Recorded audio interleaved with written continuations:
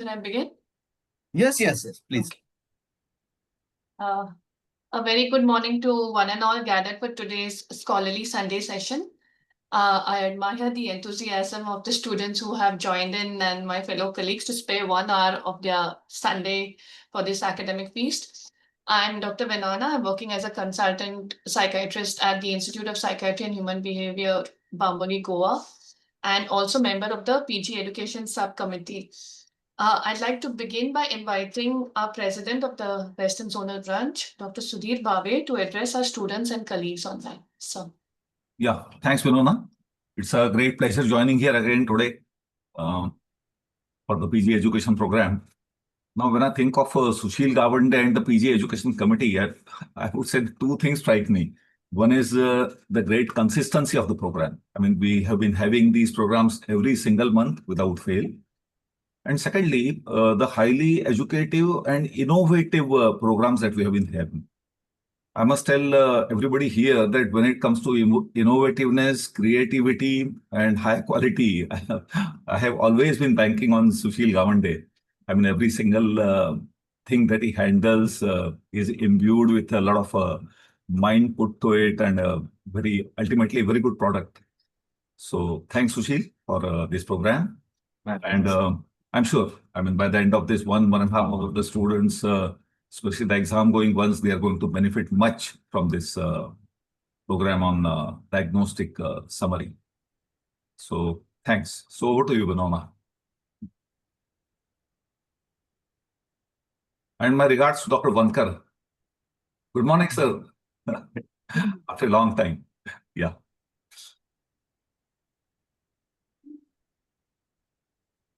Venona, you are muted.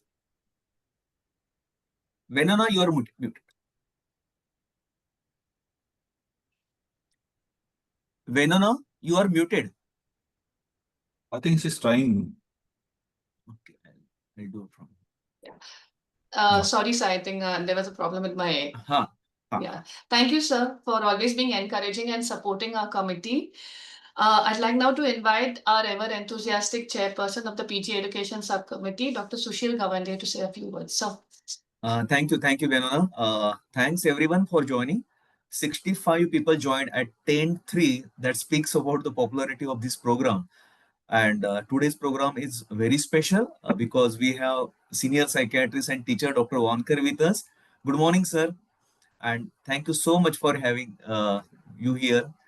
And I thank Nina madam to spare time for today's session and Venona to take the lead again for the second session of PG Education Committee. And without wasting any time, I thank again all the students and all office bearers of the committee for joining. And thank you, Dr. Bhave, for all those nice words. This is for the 7th time I heard those nice words and expecting same for next 3 sessions. Can I say one more thing, if you Yes. I mean, this is about Vinona. I mean, I heard something very great. I mean, at the last, Vinona, please don't blush. no, sir. At the last midterm CME we had at Karad, at the end of Vinona's moderation, which was moderating a particular program, Dr. Vihang Vahia got up and he said, in all honesty, I say that in my 50 years of psychiatrist, this is the best job as a moderator I have heard. So Thank you, sir. But I know, yeah, I mean, I know sir was being modest and then just saying that, but yes, thank you. So over to you, Venona, for further proceedings. Thank you, sir. With that, I'd like to formally begin our today's session, which is skills on writing a diagnostic formulation. I'm just going to share my screen now. Yes.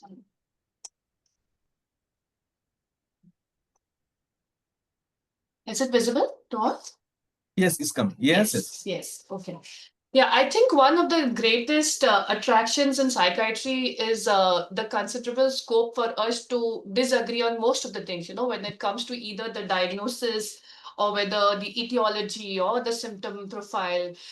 I mean, many a times we are usually not in consensus of it, and probably that is where diagnostic formulation came into being, because taking into consideration several different people having different opinions about it.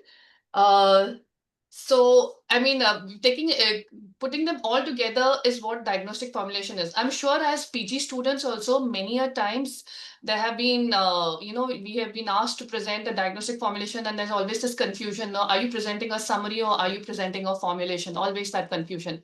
Or why is your diagnostic formulation too long? Shouldn't it be a little shorter? Or, this is not what needs to be included in it. So at the end of today's session, we are hoping that there is going to be some clarity on what really is a diagnostic formulation. And to assist us in developing this really important skill, uh, we have with us, one second, a very eminent psychiatrist with several years of experience, Dr. Neena Sawant, the professor and head of the TNMC and Viva Air Nair Hospital, Mumbai. Welcome, ma'am, and thank you for being with us and aiding to have this session. Ma'am, you're there. I'm there, no? Yes. All right. And so today's session will be carried out where we will have three students, postgraduate students from the three different states, that is Maharashtra, Gujarat, and Goa, who will be presenting to us a short summary. And thereafter, based on that summary, they will probably be presenting to us the diagnostic formulation. And from there, we will have a discussion on how it can be modified, what needs to be changed, or what needs to be added accordingly. So our three postgraduate students who, I mean, we probably, they have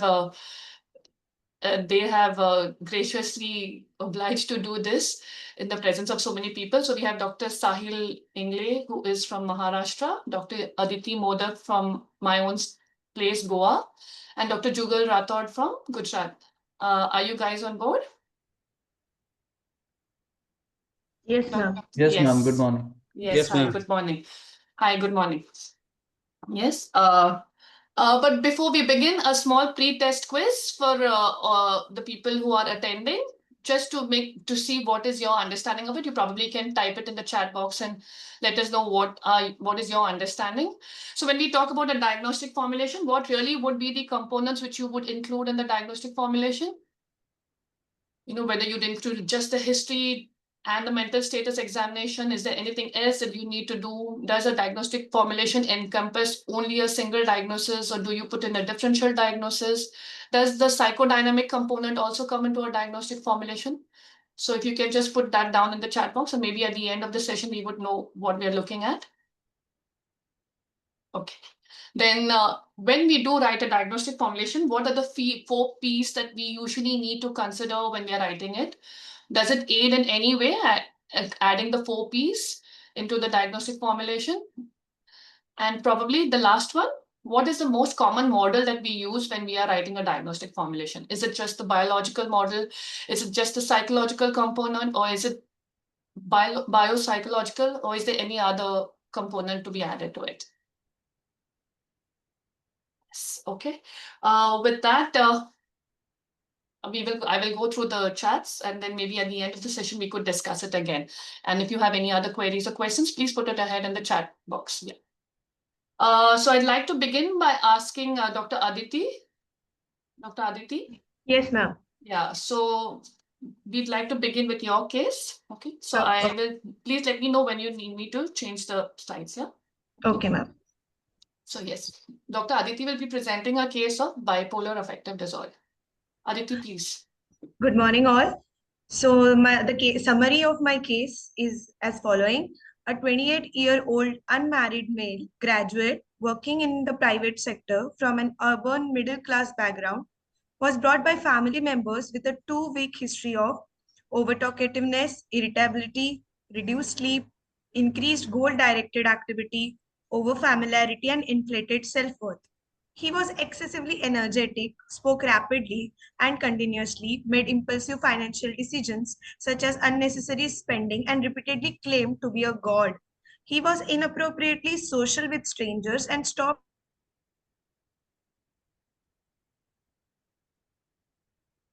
Aditi.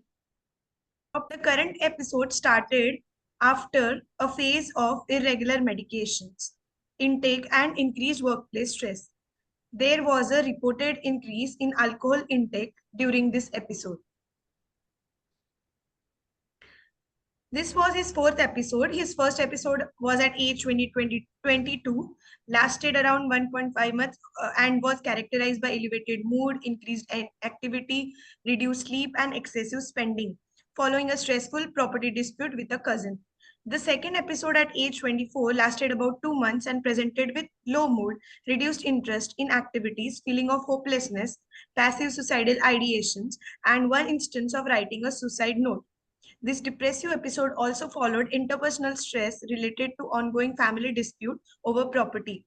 He was treated with lithium 800 milligrams and improved on that. The third episode was at age 25, again preceded by family conflict over property, lasted about 1 month and featured manic symptoms as said above, and also including grandiosity, decreased sleep, and disinhibited behavior. He had shown good response to sodium valproate 1000 milligram and olanzapine 30 milligram in manic episodes, but remained non-adherent to treatment during inter-episode periods. Family history revealed paternal alcohol dependence, but no other psychiatric illness was found. Premorbidly, he was described as sociable, ambitious, and somewhat impulsive. On mental status examination, the patient appeared overfamiliar, distractible, and restless with pressured speech, euphoric mood, inflated self-esteem, and poor insight. He held a fixed false belief of being divine and God and indicative of a delusion of grandiosity. No hallucinations were elicited, and a diagnosis of bipolar affective disorder, current episode mania without psychotic symptoms was made. So that brings you to your diagnostic formulation. Yes, ma'am. So I will be presenting the formulation of my case. The patient is a 28-year-old unmarried male graduate employed in a private firm from an urban middle class background with a total duration of illness of 6 years. He disability, overfamiliarity, decreased need for sleep, increased psychomotor activity, impulsive spending, and grandiose beliefs. He was bought by family members and the history was considered reliable. Current episode followed work-related stress and irregular medication adherence. Past psychiatry history reveals 3 episodes at age 22 with similar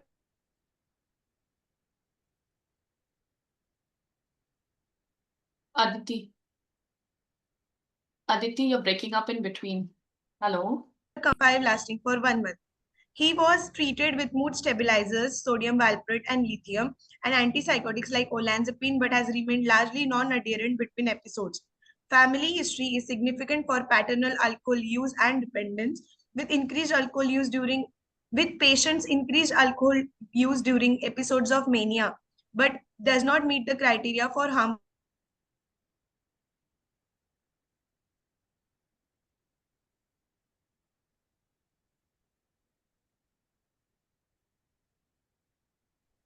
Test.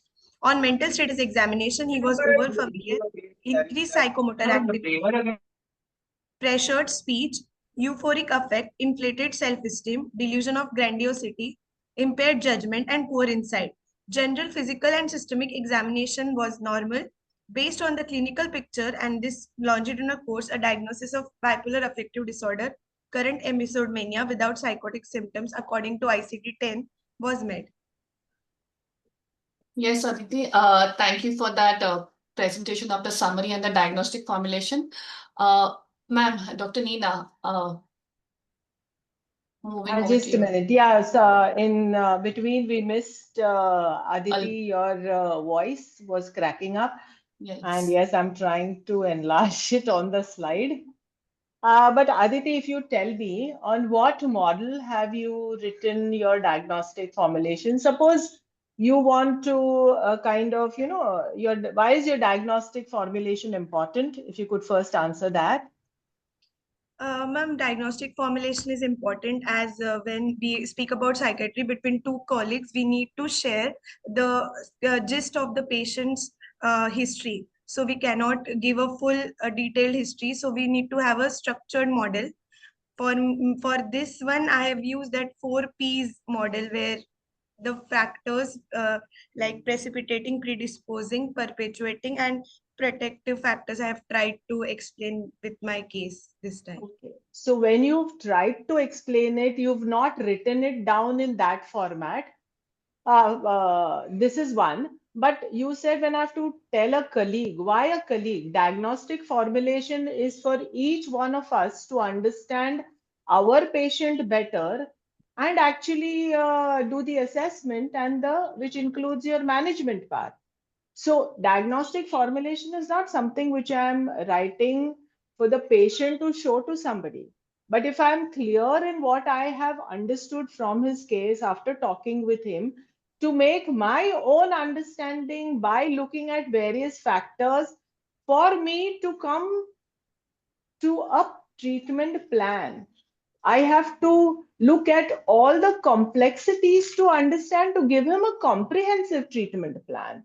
My treatment plan does not include only prescribing medications.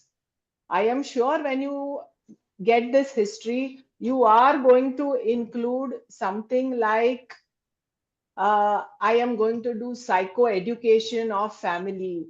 I am going to, inform them importance of compliance. Now, when you are talking about this, you would look at the family factors, or when you're talking about predisposing, perpetuating, you would look at the environment at home, which could be one of the factors in causing the breakdown.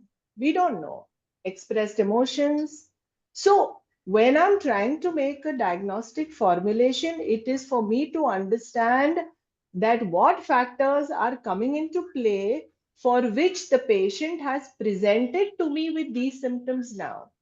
The initial part, what you've written down about, which is different from the summary, is trying to use the correct terms or what we say as using the criteria, because now you are going to come to a conclusion of maybe a clear cut diagnosis, or if you don't understand, like you said, he is not satisfied criteria for something, so I'm not including that in the diagnosis, but it could be an additional predisposing or a perpetuating factor for patient not improving, like an underlying comorbid condition, but which is not satisfying diagnostic criteria, but it is still there.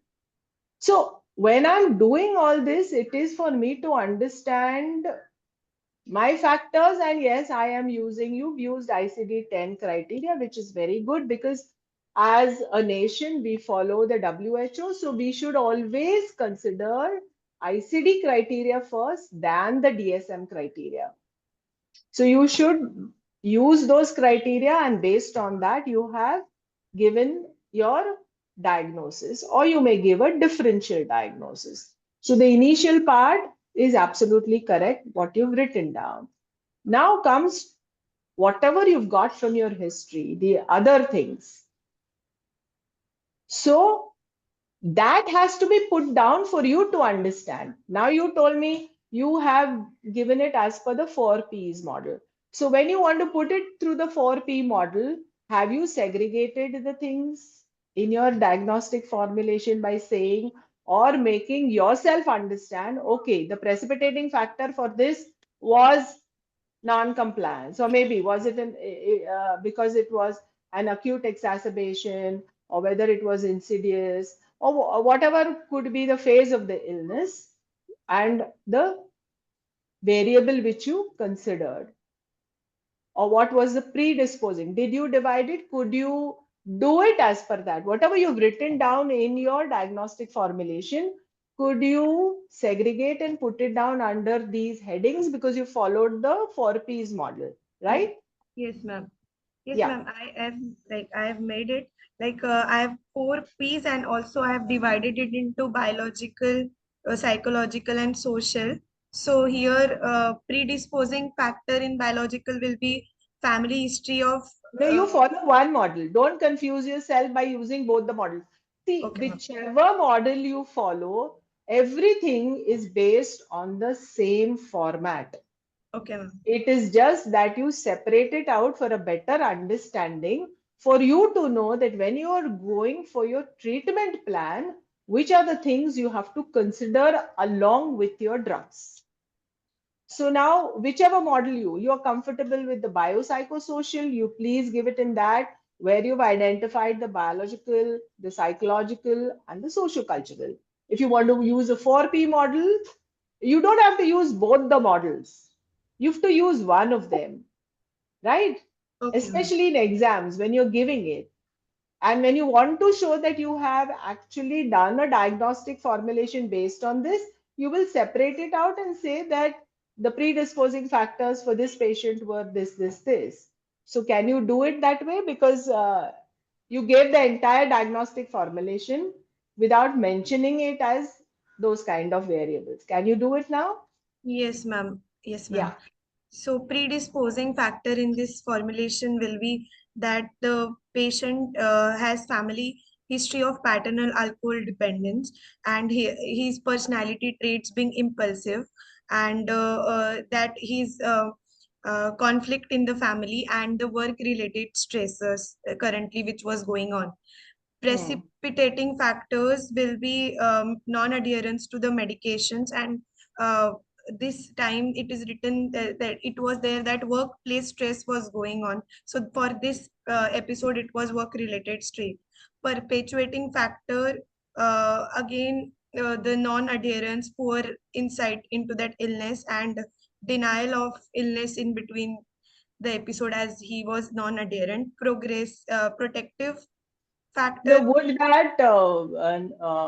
that be a uh, your perpetuating factor, Yes, ma'am. non-adherence? Yeah, because of the non-adherence, he's getting into episodes also. That is precipitated, no, the current episode. Yes, ma'am. So perpetuating में आपने जो लिखा है कि भाई उसकी insight ये जो इंसाइट कम है आपने लिखा है poor Yes, insight. poor insight. And what you've written? Unresolved family conflicts. Yes, the unresolved family conflicts, what you've written, would be because from the first episode till today's episode, these conflicts are still ongoing.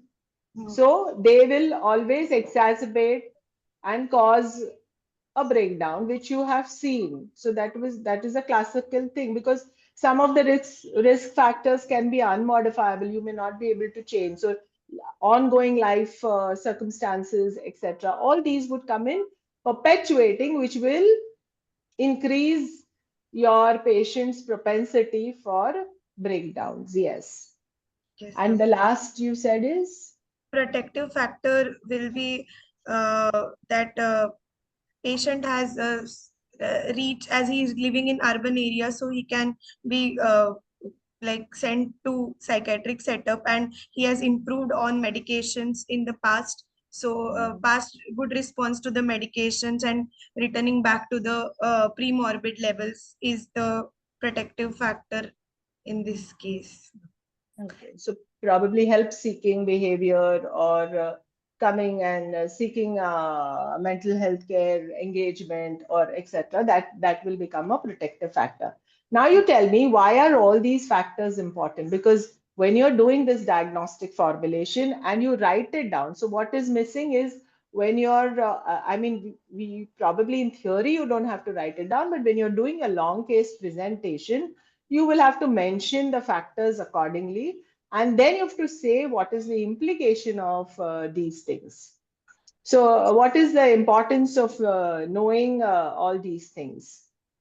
Ma'am, for the prognosis and course of the illness, and to initiate the uh, workup also, like based on the past treatment, we will treat accordingly the patient, and also considering all other factors which are contributing to the illness, we can initiate psychosocial workup, and we can take help of other branches like occupational therapy, so that we can ensure adherence to the treatment, and there will be less relapses, less hospitalization, and the course will be good.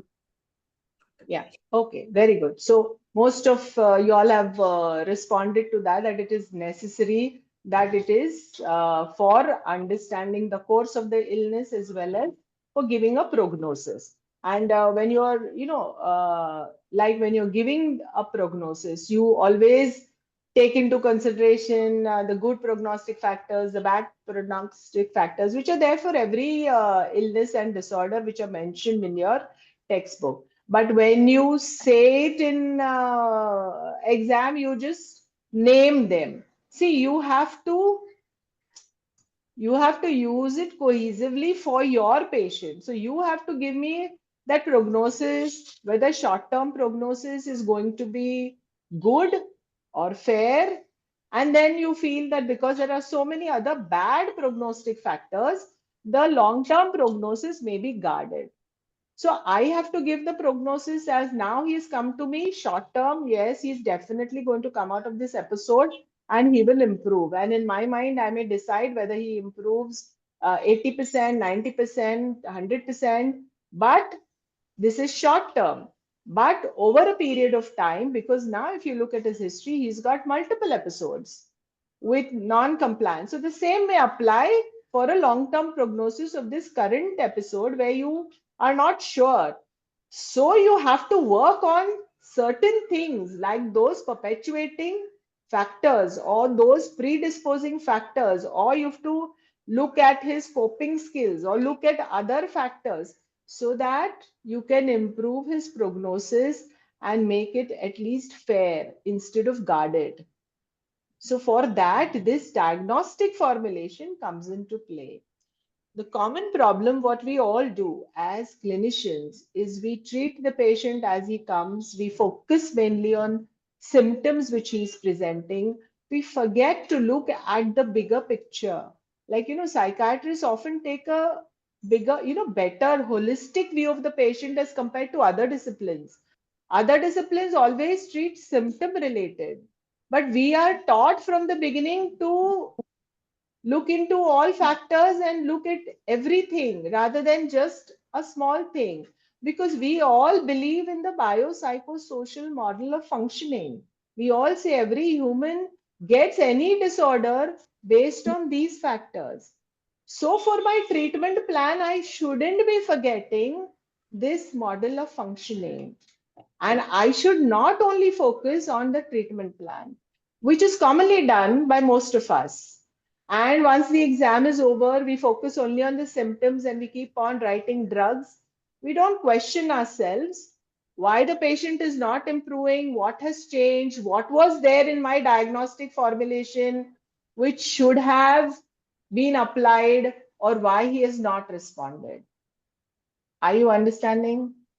So the diagnostic formulation is not only for exam's sake, it is with us as long as I'm treating that patient till he comes to me. But if you look at most prescriptions, what is there? Is there a diagnosis written? Is there any formulation or any variables mentioned? No. And that is what the confusion comes up. Like, as a student of psychiatry, I think if I keep it in my mind that I do make a note of this model and at least write the factors which are there in this or the variables which are there in that patient behind the prescription, for the next follow-up when it comes, it will be easier for me also to understand which are the areas on which I've not focused.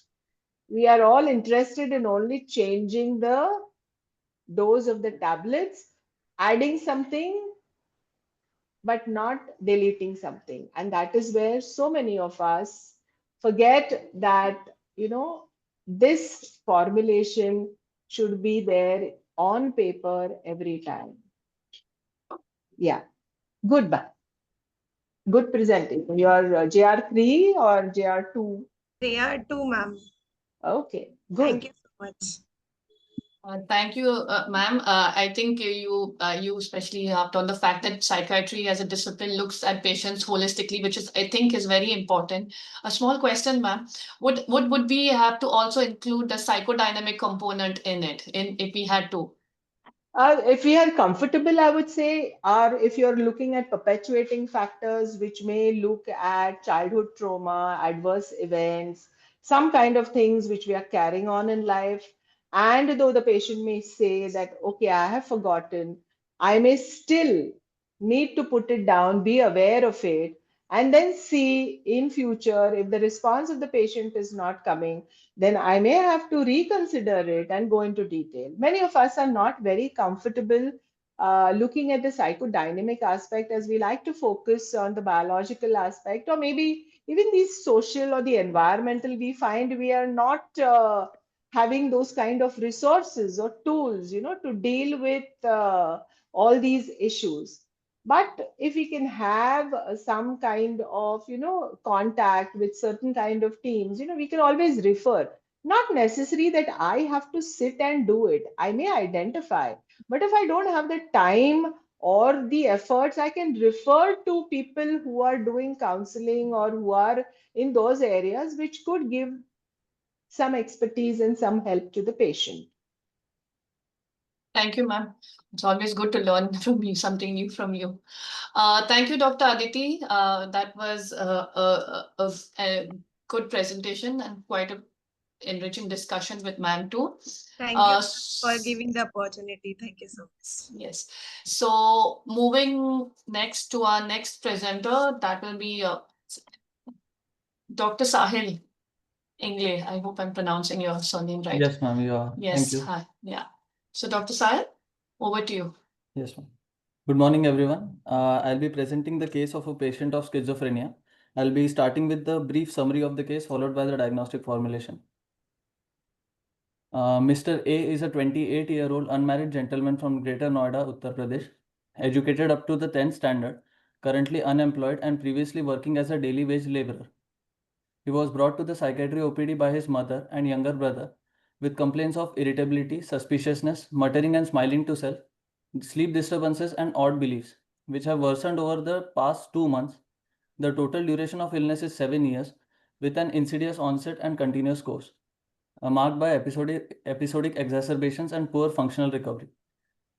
His symptoms include hearing voices of faith healers talking about harming him and his family, belief that the neighbors and the faith healers are planning to kill him, and believing that neem leaves that he consumed 15 years back remain stuck in his abdomen, causing water to rise up to his brain and leak from his ears during sleep. These have resulted in significant distress, social withdrawal, impaired self-care, and frequent aggressive outbursts. He was diagnosed in 2018 and has had multiple relapses, largely in the context of poor medical adherence. He had one psychiatric admission in 2019 and has intermittently sought treatment ever since. He has a history of alcohol use for 6 years, since 6 years, and cannabis bhang use since 5 years, with a short stay in a de-addiction center in 2020. He has remained abstinent from both for the past 8 months. He also uses tobacco regularly. There is no history of head injury, seizures, or other medical comorbidity.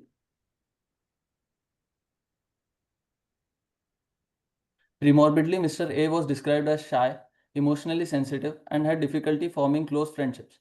He discontinued school after 10th standard due to financial difficulties and poor academic performance. He belongs to a lower socioeconomic background and currently lives with his widowed mother, who works as a cleaner, and his younger brother. The family reports emotional burnout due to his behavior, with fluctuating responses between over-involvement and rejection. There is a family history of alcohol dependence in his deceased father. On mental status examination, Mr. A was unkempt, with reduced psychomotor activity, blunted affect, delusion of persecution and bizarre somatic content, third-person auditory hallucinations, poor insight, which is grade 2, and impaired judgment. On cognitive assessment, he revealed poor attention and concentration. Based on the available information, the provisional diagnosis according to ICD-11 is schizophrenia and DSM-5-TR is schizophrenia continuous. Moving on to the diagnostic formulation. Mr. A presents with a chronic psychotic illness consistent with schizophrenia, marked by persistent positive and negative symptoms, poor insight, and functional decline. Contributing biological factors include a family history of substance use and past cannabis use. Psychological vulnerabilities include a sensitive, avoidant personality and low stress tolerance. and socially early academic failure and a high stress family environment are significant. The recent exacerbation is likely precipitated by non-adherence to treatment and psychosocial stressors, including interpersonal conflict. Ongoing illness is perpetuated by cognitive deficits, poor insight, and high expressed emotion within the family. While abstinence from substances and availability of caregiving offer some support, the guarded prognosis reflects chronicity, persistent symptoms, and limited engagement with treatment and rehabilitation. Management will focus on antipsychotic adherence, which is considering long-acting injectables, family psychoeducation, and structured psychosocial rehabilitation. Thank you, Dr. Sahil. Ma'am, over to you. Yeah. So Sahil, that was excellent. You've written down all the points very well. You followed both the biopsychosocial as well as the 4Ps model. Yes, ma'am. Hello, Sahil? Yes, ma'am. Yeah. So when we are looking at, suppose in this case of yours, if you're looking at biopsychosocial, socio-cultural factors, uh, you have rightly included all the things under the various components. But when we are looking at, say, you've started treatment, you've written down your management part. In future, what are the things you will look at? Looking at so you have a formulation matrix. You're looking at biopsychosocial factors. You've got a case of schizophrenia. So, is there anything which you should watch for or look for, which should be your thing when you're treating the patient? You've given him medications first time, he comes next time, you may reassess, you may find that something new has developed. So these biopsychosocial, the model or the variables which come under that, usually we have, as treating physicians, what do we have to also look at? Can you shared some kind of idea on that? Because you've written it very well. That's why I'm asking you. Ma'am, we can also focus on the family dynamics, like what sort of environment the patient faces when he returns to his original setting. Uh, So, like, you've started this patient on something, you've got a family history of substance use, yes, ma'am. cannabis use, you've got his personality traits. So, you may find that you've got an etiological model. You have got risk factors, you've got all this very well. Now, what we normally don't understand in the biological or the genetic makeup are the structural changes which take place in the brain and the consequence of starting treatment. So sometimes, because these factors are there, you might find that your patient is not so responsive to the medication you are giving. Or, he comes and you've given for 1 month and then suddenly he says, I'm not improving. But that time, what we feel, of course, we have, we know that, okay, I have to give the medications as per guidelines, maybe, 8 weeks, 10 weeks, and then see response. But I may give polypharmacy instead of, building up a dose accordingly. When I build up the dose gradually into maintenance or give a higher end of the dose, I may suddenly find something else comes into play, that is side effects. So this would be a consequential thing, which, I should also look into, especially if you've got a person who's had a prior history and has demonstrated certain things in the past. Then you have to keep it in mind when you're writing your diagnostic formulation, where you will say that, okay, there is a past history of EPS, which all of you say, he is prone for this, etc. And then this same matrix, formulation matrix, when I will always write down on my follow-up that I have to watch. He's not demonstrating it now, but I know, based on his etiology, based on his biological makeup, based on the psychological factors, he may develop something. So I will write, watch for this. And then that is a consequential. And what is speculative? The speculative is, if this happens, he may be a better candidate for maybe, clozapine. Now you've written to consider LAIs in him. Whether Yes. he's been given anything in the past, we don't know. Whether he has developed any kind of a response to that, we don't know. So all these things will come in your diagnostic formulation, where you're looking at the etiology, you are looking at the consequences, what will happen, and the speculative. And all this with the biopsychosocial becomes your complete diagnostic formulation. Okay. So in my OPD, when I see patients, I make it a habit, to look at all these factors and then tell them, even if I'm changing a medication, I'm changing a medication in view of what, or what I'm finding something new coming up, because your patients don't have a clear-cut diagnosis every time. You have symptoms and you are not sure what is more. So we try to look at every patient holistically, because if I try to treat symptoms, then every patient of mine will have an antipsychotic, antidepressant, mood stabilizer, and a benzodiazepine. And I don't want to do that, because I'm not sure of the interplay of factors as well as your biopsychosocial model with your treatment, with whatever drugs you are giving. So go low, go slow, go one at a time. Put it down on paper that you have observed some new symptoms, not immediately change it, not immediately add medications. And this we have to do from residency only. We have to train ourselves as you're seeing patients now. Because when you go out, that training remains as your foundation. Otherwise, all of us get lost in just seeing patients. So, excellent formulation. You've done it right. These small tips to take you further in your career. Thank you. Thank you, ma'am. Thank you, Dr. Sahil. It was a good presentation. Ma'am, just a question. Like, I Yeah, think it's there in the chat box also. A I lot of am people are. sorry. No, it's You, fine. I'm looking yeah, at it and yeah. yeah, So, yeah. I think people have asked a lot about prognostic factors. Like in case it's mostly a guarded prognosis or a bad prognosis, we mentioned that. What would there be any mention of the good prognosis also? So I always tell people, please give, you will write your entire diagnostic factors. You will give the protective factors, like these are the good fact or the strengths in your patient. You will say all that. Then after you finish that, you will give the prognosis. In my case, the prognosis. I always tell people, just don't say the good prognostic factors are these, the bad prognostic. I mean, who is going to decide whether good is more, whether bad is more? You have to decide. Therefore, I say, if you're not sure, ask, write in your paper short-term prognosis. Say for the next 6 months, long-term prognosis, say 1 year from now. And for the short-term prognosis, what are the strengths the patient has, which will mostly be effective for the short term prognosis.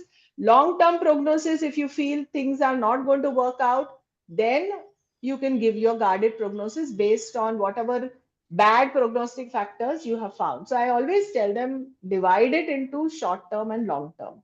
Makes it easier for you to understand your patients. And ideally, it should be, because when a patient comes to me, I always feel I'll be able to help him and make him feel good, or he would be in a better position than from what he is now. So we should always focus on that. Yes, thank you, ma'am. Thank you for that clarification. Moving on, if you have any more questions, students, you may please put it in the chat box. So moving on to our next one, which is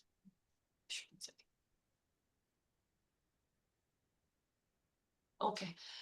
Which is the third case, which is a case of depression, which will be presented by Dr. Jugal Rathod. Dr. Jugal, are you Yes, with ma'am. us? Yes. Yes, ma'am. Okay. Good morning, respected faculties. My case presentation for diagnostic formulation for depression is a 43-year-old married Hindu woman, a homemaker, educated up to 12th standard and belonging to middle socio-economical background and living in Vadodara, presented to psychiatry OPD accompanied by her husband with adequate and reliable information. She reported a 1 month history of illness, which was insidious in onset and continuous course, characterized by reduced interest in all activities, persistent low mood throughout the day with early morning worsening, decreased appetite with 3 kg of weight loss, poor concentration, slowing of routine activity as well as movements, negative thought about self, where she considered herself as a burden on her family, guilty feeling related to misbehaving with mother-in-law, although husband is denied for such things. She has death wish but no definite suicidal plan is reported, and also having early morning awakening. Along with there is significant social and occupational dysfunction. These symptoms occur in the absence of any identifiable precipitating psychosocial stressor, and there was no feature suggestive of any organic pathology, schizophrenia, or any manic episode. A family history of similar illness in a sister, a 35-year of age, who responded very well to sertraline 100 mg. Premorbidly, she was described as well adjusted with no significant history of medical or psychiatric illness, substance use, or any developmental concern, or any pregnancy related mood symptoms in the past. Physical examination reveals no abnormality. On mental status examination, she answered question in a low monotonous speech with frequent pauses. The patient was seated with a stooped posture and downcast gaze, with repo being difficult to establish. Her psychomotor activity was reduced, affect was blunted, which is congruent to the said mood, which was subjectively and objectively reported as said. Thought content revealed excessive inappropriate guilt, feeling of worthlessness, and suicidal ideation, but no definite suicidal plan or behavior. Her judgment was intact, recent memory was impaired, and insight was grade 4. So according to ICD-10, my probable diagnosis is depressive disorder with somatic symptom F30.2, and according to DSM-5, it is major depressive disorder with melancholic features.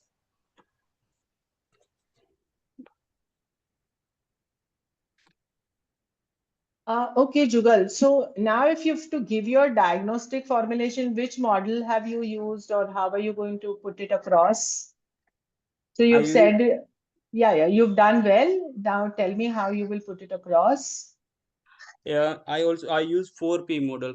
Currently, there is any precipitating factor is not reported. In predisposing factor, there is positive family history of MDD in her sister. Currently, without any precipitating factor, her symptoms are started. Currently, any perpetuating factor is not observed, but there are many protective factors also there, which I also mention in my diagnostic formulation. Okay. 1 second. Yes. So you've given the entire MSc. If I have to tell you that, give just positive findings. If you've not got anything significant on physical examination or something, you don't have to mention. But if I want to put it, suppose there is a medical comorbidity, it will go under the biological factors only, which could, in my formulation be important because drug interactions, precipitation of my worsening of a symptoms, etc. Otherwise, you wrote physical examination, no abnormalities, no need to mention it in the DF. Yeah. Okay. Mental status examination, if I have to highlight, because I don't have to give the entire mental status examination. You're not giving a summary or you're not doing a case again. After doing that psychiatric interview for half an hour to 40 minutes, you have come to a conclusion and you are collecting your thoughts and putting them across. So what will you write? In positive findings in my MSc, there is a psychomotor activity is reduced with sad mood and blunted affect. And in thought, there was a feeling of worthlessness, excessive inappropriate guilt, and suicidal ideation, along with impaired recent memory and grade 4 insight. Okay. So you have to just highlight on things which you've got, which is supporting your diagnosis, which you've given your criteria in the beginning, right? When you have identified her as depressive disorder ICD-10, you have put down those criteria satisfying the duration too. So whenever you will write and give it, because that is how you will begin. This patient has presented with symptoms lasting for 2 weeks, more than 2 weeks, having sadness of mood, this, whatever your criteria are, 3 out of 4 for mood or, other criteria, etc. Right? And then you don't have a differential diagnosis. You don't have No precipitating, no perpetuating factors, right? Yes. Good. So, suppose you have to give the prognosis of this patient. Ma'am. What will you say? First, in good prognostic factors, okay, there is a No, now don't say like that. Now you give your prognosis because you are a clinician. So how will you put it? Say short-term prognosis. What are the you want to say short-term prognosis is good good because of what? Or because fair. of Hmm. good social support, well-adjusted pre-morbid personality, and Yeah. later age of onset and short duration of illness is also there. Yes. So for you, the short-term prognosis is good. Prognosis is good, but And in long-term prognosis? long-term prognosis can be bad due to presence of melancholic feature first. Hmm. So why do we say bad? Bad is, you are giving two extremes. What can you give? Do we have medications for melancholic Medications, depressions? yes, How ma'am. many melancholic depressions you have treated? Have they improved, partially improved? They are usually well responded to the antidepressants, SSRI Yes, and so TCS you trust the drugs which are there, drugs. you trust other methods which you can use. So if you have a patient who's showing a shorter duration, a good, no medical comorbidity, nothing else, no risk factors, then you will find the long term also would be good. Good. Just because long term bolna hai na, so you have to say with continued therapy and coming and regular follow up and taking medication, I perceive that the long term would also be good, fair to good. You could put it like that if you feel. See, you've had Okay. a patient whose sister has probably taken Also, medication, probably has medication. improved. So they are already aware of seeking help, Taking continuing up treatment. treatment. Unless the sister had stopped, medication, then it would have come in the way. So are you getting the point? Just Yes, because ma'am. there is something, we don't have to consider it to be negative always. You can always work on it to help in the prognosis. That is Yes, ma'am. why this formulation is important. When you're looking at these socio-cultural factors or lifestyle factors, we are looking at them to improve. Samjhe? Yes, ma'am. Yes. Right. Good. Thank you, Dr. Jugal. Ma'am, after the three diagnostic formulations, is there any overarching thoughts that you have about something that the students need to know? Any highlighting any common formulation strengths or any key learning points at the end of the three? They are all already aware of the biopsychosocial model. And that is Yes. the commonest thing which we follow. And Yes. actually, it is not something that it is a new model which has come. Now, if you Yes. look at the psychiatric history taking, see, a history taking encompasses everything which we write in these models. You have got your chief complaints. You have got this question why this patient has come to you now. You've got an ODP or a longitudinal course where you're looking at various risk factors or variables which are coming into play. You're looking at the patient's response, you're looking at how his symptoms resolved or whether they worsen. You have a past history where you're looking at previous episodes, you're looking at other medical comorbidities. You're also looking at response to how whether they are taking medications, you're looking at coping with other conditions. So many things are coming into play, we don't realize, we just take it because heading hai uske niche humko kuch likhna hai, which most of our residents do.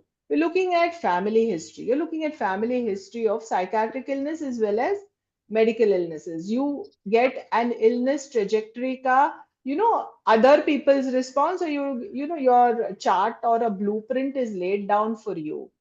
You are going into personal history where you're looking at the birth history. Why, all of us, never, nobody questions why birth history. Everybody says okay, but they are the risk factors, and they are these factors which would be responsible for your patient responding to your medications. Like he's had, a delayed cry, or he did not, any other, he had an epilepsy, or he had physiological jaundice.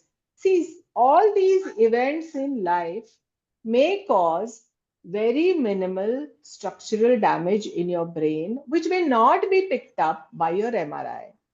But it may come in the way of the treatment of your patient, where you might find that normally all people respond to this, he is not responding.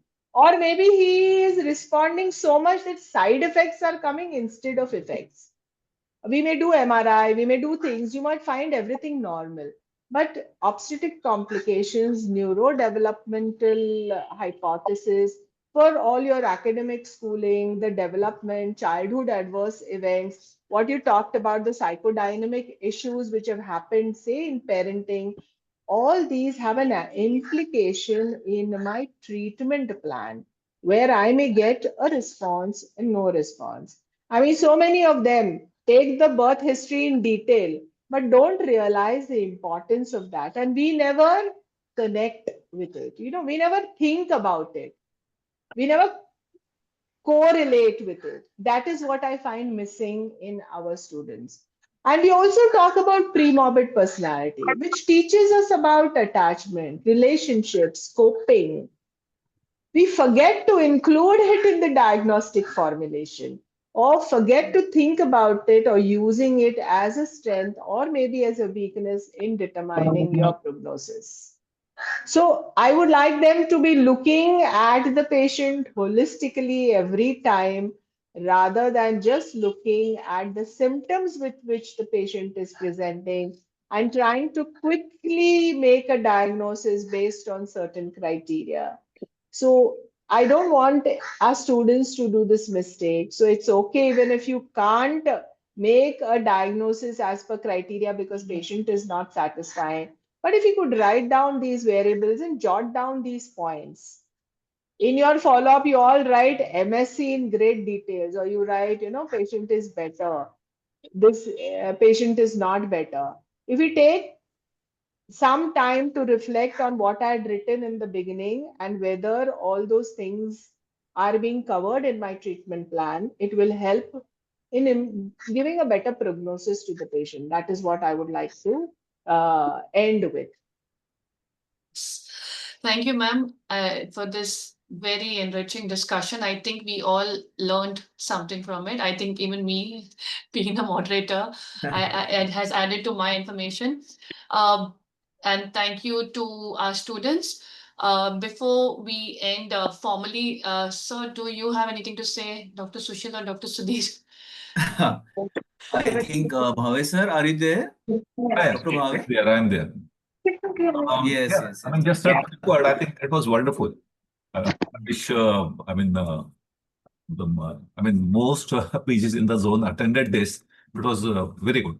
I mean, especially for exam going student, and not only exam going rather, but for any resident, as Dr. Neena said very rightly. I mean, right from the beginning, we've got to inculcate these kind of ideas in our mind. So it was extremely helpful. Thanks to the entire team and Dr. Neena, of course. Yes. Uh, Thank you, Nina ma'am.